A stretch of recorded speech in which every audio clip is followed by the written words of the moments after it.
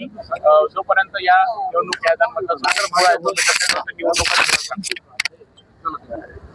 एक तर खरं आहे की निवडणुकीच्या ज्या मतदार याद्या आहेत त्यामध्ये प्रचंड घोळ आहे, ही वस्तुस्थिती आहे।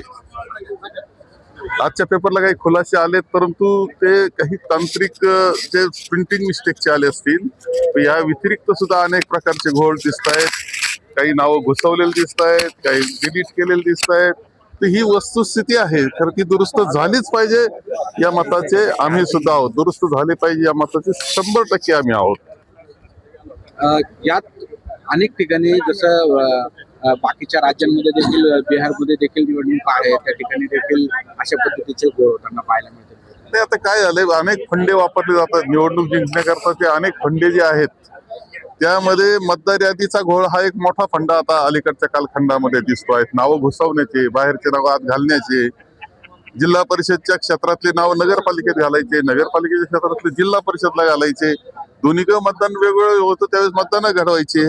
हे दुर्दैवानं हे सगळं घडते ना या डिजिटल काळामध्ये, हे घडतं हे अत्यंत दुर्दैवाचं आहे। आज जर नवीन तंत्रज्ञानाचा वापर केला तर कधीच असं होणार नाही, परंतु ज्यावेळेस हेतू पुरस्सरच असं केलं जातं त्यावेळेस हे घडतंय। ही वस्तुस्थिती आहे आणि अत्यंत दुर्दैवी। खरं म्हणजे निवडणूक हा लोकशाहीचा पाया जो आहे, मूलभूत पाया, सूत्र काय आहे, निवडणूक हे सूत्र आहे खरं म्हणजे लोकशाहीचं। लोकांनी निवडून द्यायचंय, पण त्याच्यामध्ये घोळ घालून जर तुम्ही यश मिळवणार असाल तर ते अत्यंत दुर्दैवी, लोकशाही करता सुद्धा दुर्दैवी आहे। मला त्यांनी आज काय म्हटलं हे मला माहिती नाही, त्यावर मी त्यामुळं माझं हे, परंतु घोळ आहे हे मात्र 100% आणि तो दुरुस्त झाला पाहिजे या मताचे आम्ही आहोत। साहेब, अहिल्यानगरमध्ये 4 आरोप आहेत, कोविड काळामध्ये जास्तीचा डोस देणे, अवयवांची तस्करी करणे, जादा बिल, या अशा संदर्भातले आरोप करून त्यांच्यावरती गुन्हा दाखल करण्यात आला। हे जर मला त्यातले बारकावे जर माहित नाही त्यावेळी मी बोलणं योग्य होणार नाही। किंवा मराठा आरक्षणावर वाद सुरू बघायला मिळतोय। मी असं पाहतोय की हा महाराष्ट्र आपण ज्यावेळेस शाहू फुले आंबेडकरांचा महाराष्ट्र म्हणतोय, आपण छत्रपती शिवाजी महाराजांचा, संभाजी महाराजांचा महाराष्ट्र म्हणतोय, त्यावेळेस कधी जातीपाती हे विषय नव्हता। छत्रपती शिवाजी महाराजांच्या सैन्यामध्ये सर्व धर्म आणि जातीचे लोक होते। हे स्वराज्य त्यांनी निर्माण केलेलं आहे। खरं म्हणजे हे सगळं जे चाललंय, जातीचं, धर्माचं राजकारण, जातीचं राजकारण, हे कोण आणतंय आणि कोण हा महाराष्ट्र बिघडवतोय हे जनतेला बारकाव्यानं पाहिलं पाहिजे। माझं मत असं आहे की जातीपातीच्या पलीकडे जाणारा महाराष्ट्र आहे, एकोप्यानं राहणारा महाराष्ट्र आहे, तो पुन्हा निर्माण व्हावा या मताचा मी आहे। नाशिकच्या ITI कॉलेजमध्ये आता कुठेतरी आता पुरोहितांकडून याला विरोध होऊ लागलाय।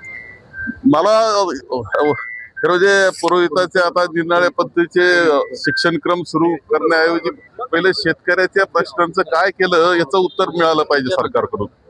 तुम्ही आता मंत्रतंत्राचे धडे देण्याऐवजी आमच्या शेतकऱ्याला जो काही तुम्ही आता मदत करता ती पुरेशी केली का तुम्ही? पुन्हा तो उभा राहणार आहे का? तो काय मराठवाड्यामध्ये आता किती हजार रुपये तुम्ही एकरी दिलेत, त्या एकरी हजारामध्ये त्याचं जे खराब झालेलं जे पीक आहे ते तरी बाहेर निघणार आहे का?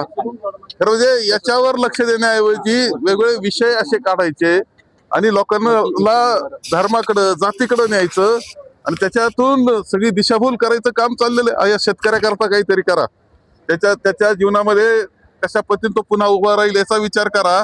दुर्दैवाने याच्याऐवजी आता मंत्रतंत्राचे शिक्षण देणारे अभ्यासक्रम तुम्ही सुरू करत असाल तर याच्यापेक्षा वाईट काही नाही।